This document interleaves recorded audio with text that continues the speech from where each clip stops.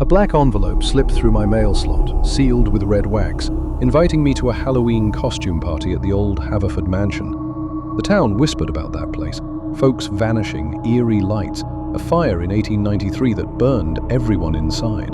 The idea of a secret, masked party on Halloween night hooked me, though my stomach twisted. I sent my RSVP, ignoring the dread creeping up my spine. Halloween brought a freak blizzard to our quiet New England town. Snow buried everything, winds howled like wolves, and I couldn't see 2 feet ahead. Dressed as a grim undertaker, top hat, black coat, fake blood dripping from my lips, I fought through the storm to the mansion. Its iron gates loomed in the whiteout, rusted and sharp, creaking as I pushed through. The air felt wrong, heavy, like it was watching me. Inside, the foyer glowed with flickering candles, chandeliers throwing shadows that slithered across the walls like living things. The place was packed with strangers in creepy costumes. A knight with no head, a plague doctor with a beak mask, a woman in a ripped wedding gown, her eyes sunken and black. The host, draped in a blood-red cloak and a blank silver mask, didn't speak, just pointed to the ballroom. A string quartet played a slow, chilling tune, their faces hidden behind cracked porcelain masks. Nobody introduced themselves. Nobody seemed real. The party was off. The red wine tasted like rust and salt. Laughter sounded fake, like it was hiding screams. The mirrors showed nothing. No reflections, not even mine. The frosted windows pulsed with a sickly green glow, like something alive was trapped outside. My skin prickled, but I told myself it was the storm and drank more, trying to shake the feeling that the walls were closing in. At midnight, the music cut off. The host raised a gloved hand, and the room went dead quiet. "A game," they hissed, voice like scratching nails. "Find the key to the locked room upstairs. The winner gets a prize you can't imagine." Their masks seemed to shift, the silver rippling like liquid. Whispers spread. "Key? Locked room?" My heart raced, but I couldn't resist the pull of the mystery. I climbed the creaking stairs, each step groaning like a warning.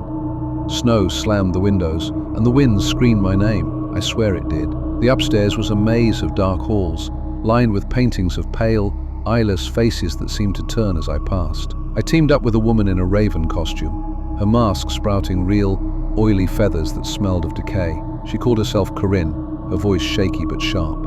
"We need that key," she said, her hands trembling like she knew something I didn't. We found a door at the end of a hall, its handle so cold it burned my skin. No keyhole, but it shook when I touched it, like something huge was pounding from the other side. Corinne whispered, "This place eats people. My brother came here last year, never came back."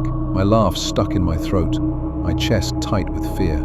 A scream tore through the house, raw and wet. We ran to the ballroom. The headless knight was sprawled on the floor, his costume soaked in blood. Too much, too real. His headpiece lay empty, but I saw something move inside it, like fingers crawling. Guests backed away, some sobbing, others frozen. The host stood still, their mask now cracked, leaking a black ooze. "Keep playing," they said, their voice in my head, not my ears. The blizzard trapped us. No signal, no escape. The air grew colder, the candles dimming. Corinne and I searched again, stumbling into a library that smelled of mold and blood. Books fell open, showing drawings of rituals, bodies torn apart, words about a soul harvest. My hands shook as I read. Corinne found a silver key under a rug, carved with a screaming skull. We ran to the locked door, my pulse hammering in my ears. The door opened silently. Inside was a round room, walls etched with symbols that bled red light and made my eyes burn. A mirror framed in yellowed bone stood in the center. It didn't show me, it showed twisted figures in old clothes, their mouths open in silent screams.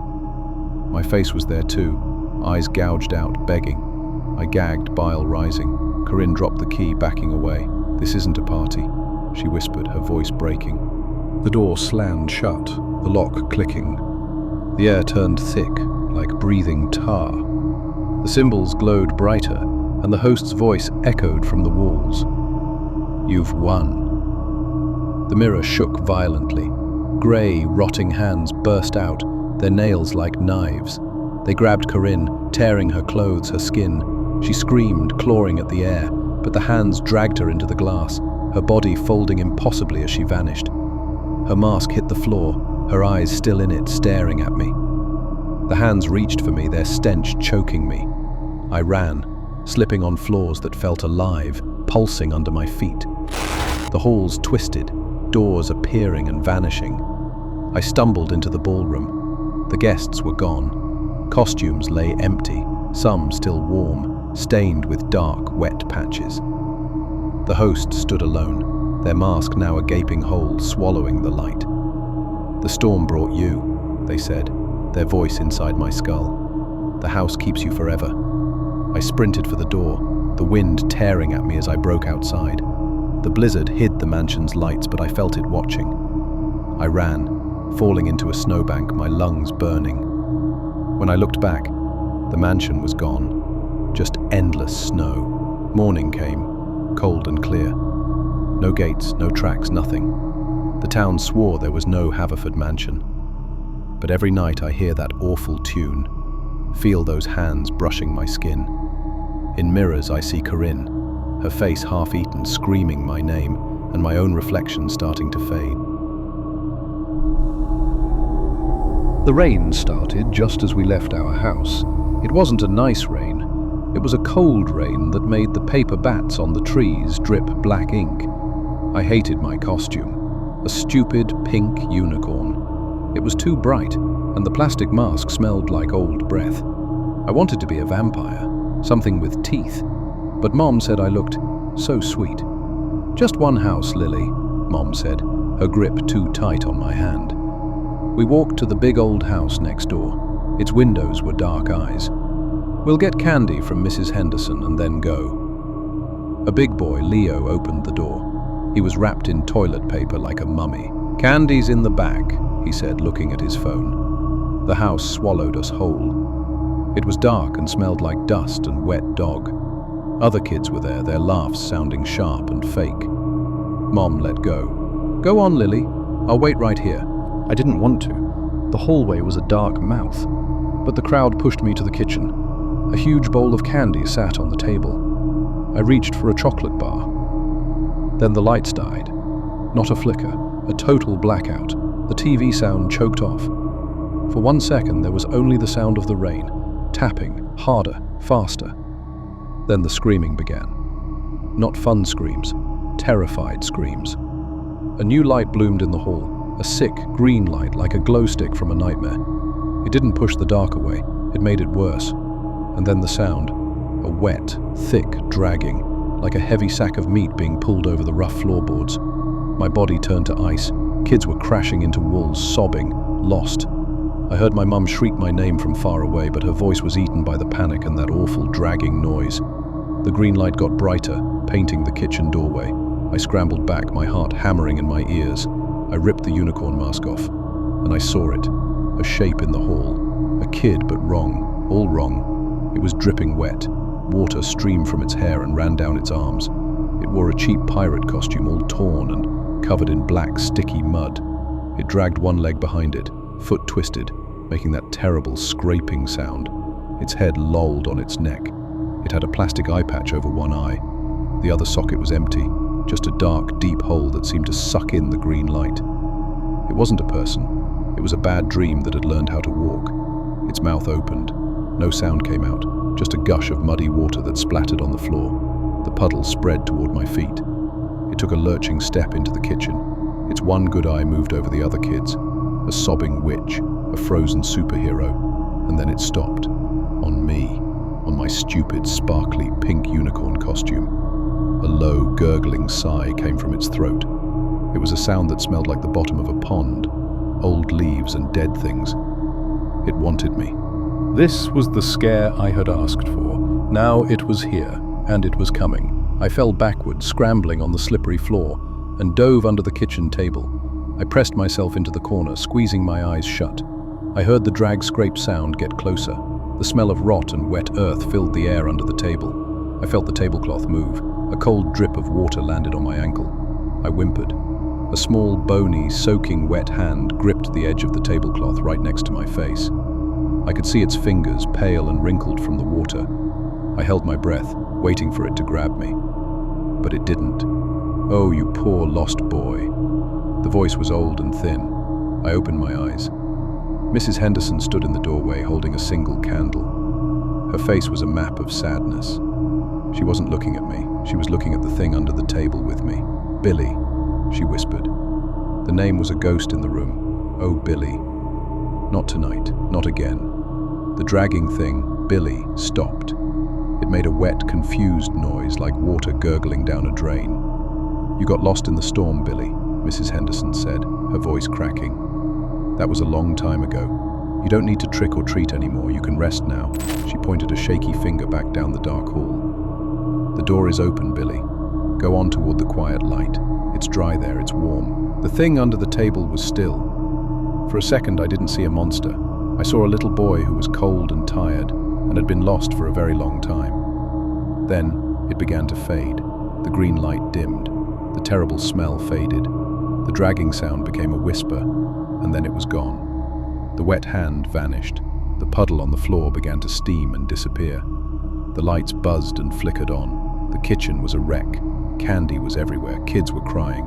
My mom burst in, her face white as a sheet, and swept me into a hug so tight I thought my ribs would crack. "What was that? A blackout? A stupid, mean prank?" she cried, her hands shaking as she felt my arms and legs. I didn't answer. I looked over her shoulder. Mrs. Henderson was staring at the spot where the thing had been. The floor was dry. Her eyes met mine. They were old and tired and knew everything. She gave a small, slow shake of her head. It was a secret. My secret. Mom carried me outside. The rain had finally stopped. The night was quiet, but I knew. I knew it in my bones. On some rainy nights, the door between our world and the next one gets thin. And some trick-or-treaters aren't kids in costumes. They're echoes. They're lost things, drawn to the lights and the laughter, trying to remember what it was like. And they don't want candy. They want to be let in.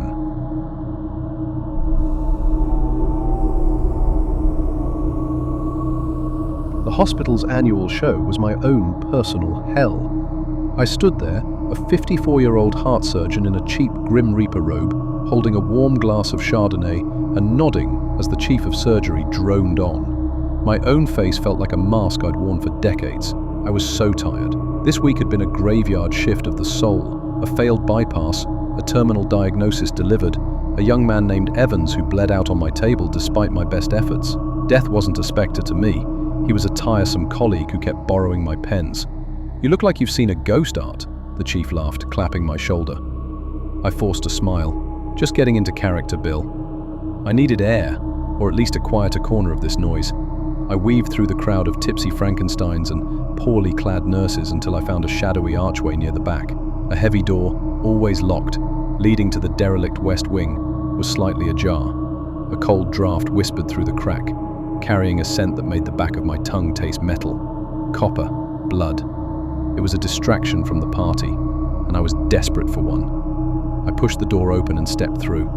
The silence was immediate and total, like a vacuum sealing behind me. The party's roar was gone. The only light was the faint red glow of emergency exit signs, painting the stripped hallway in hellish shades. It was freezing. My breath plumed in the air. This was all wrong. I fumbled for my phone, switching on the flashlight. The beam cut a shaky path over dust sheets and old gurneys. I was about to turn back, feeling like a fool, when I heard it. Beep, beep, beep. A cardiac monitor, steady, strong, a perfect sinus rhythm. It was coming from room 303, at the end of the hall, an empty room in a condemned wing. The sound was impossible. It was also the sound I heard in my sleep. My own heart started a frantic, irregular beat against my ribs. Logic, I told myself. A prank, a forgotten machine. My doctor's brain insisted on an answer. My feet, however, felt rooted to the linoleum. I forced myself forward. The door to 303 was open. I shone my light inside. The room was set up, a pristine bed, an IV stand, and on the bed, a body-shaped lump under a thin sheet. The monitor glowed beside it, its green line tracing that calm, relentless rhythm. Beep, beep, beep. The metallic smell was overpowering here. It was the smell of the OR. the smell of a life slipping through my fingers. "Hello?" My voice was too loud, too shaky. "Can you hear me?" No answer. My hand, trembling, reached out and pulled back the sheet. It was a CPR mannequin, a plastic practice dummy with a blank, featureless face. A wave of relief so potent it made me dizzy washed over me. A sick joke, a horrible, tasteless joke. I let out a breath I didn't realize I'd been holding and reached for the monitor's power button. The beeping changed. Beep, beep. It erupted into the screaming, jagged alarm of VTAC, the sound of a heart tearing itself apart, the sound that haunts my dreams. I stabbed at the power button. Nothing. The alarm screeched, the green line a chaotic seizure of light. A cold, hard hand closed around my wrist. I gasped. The mannequin's arm had moved. Its plastic fingers were locked around my pulse point in a grip of iron. I tried to pull away, but I was trapped. Then its face began to change. The smooth plastic rippled like water. A nose formed, a mouth, sunken eyes. I watched, my own breath frozen in my lungs, as the features settled into a face I knew, a face I'd seen on a slab. Mr. Evans. His eyes opened. They were glassy, but they found mine. The monitor screamed. His other hand rose. It held a scalpel. The steel glinted in my phone's light. "You said you could fix it." The voice was a dry rasp, like pages turning in a dead man's chart. It was his voice. "You said you knew what you were doing." I tried. The words were a choked sob. The damage. It was too much. I tried. "Let me show you," it whispered. "Let me show you what you missed." The scalpel moved, not toward me, but toward its own chest. It pressed the point into the plastic sternum and began to cut. But no plastic parted. Instead, the wound welled up, dark and viscous. The coppery stench of fresh blood flooded my senses, so thick I could taste it. I saw inside the incision, not wiring, not plastic. A pulsating, glistening heart, beating in that frantic, dying rhythm against a cage of ribs. I screamed, a raw, animal sound. I yanked my arm back with a strength I didn't know I had. The plastic wrist snapped, the hand remaining, cold and tight around my arm. I stumbled back, crashing into the IV stand, and I ran. I didn't stop until I slammed into the party's back wall, gasping, my robe drenched in a cold sweat. The music thumped. People laughed. A woman in a leopard print costume giggled and pointed at me. "Rough night, Grim Reaper?" I looked at my wrist. The plastic hand was gone. No mark, no blood, nothing. Hallucination, stress, exhaustion. The diagnoses ran through my mind, a frantic mantra. I grabbed a passing glass of champagne and drained it, the bubbles doing nothing to wash the taste of blood from my mouth. A hand tapped my shoulder. I flinched so hard I almost dropped the glass. It was Bill, the chief. His smile faded. "Art? You okay? You look like you've seen a..." He stopped. His eyes were fixed on my chest. His face went pale. "What is that?" I looked down. On the front of my black robe, right over my heart, was a single, perfect drop of blood. It was fresh. It was real. And then, faint but clear, cutting through the bass of the music and the din of the party, I heard it again from behind the locked door. Beep, beep, beep. Steady, calm, waiting.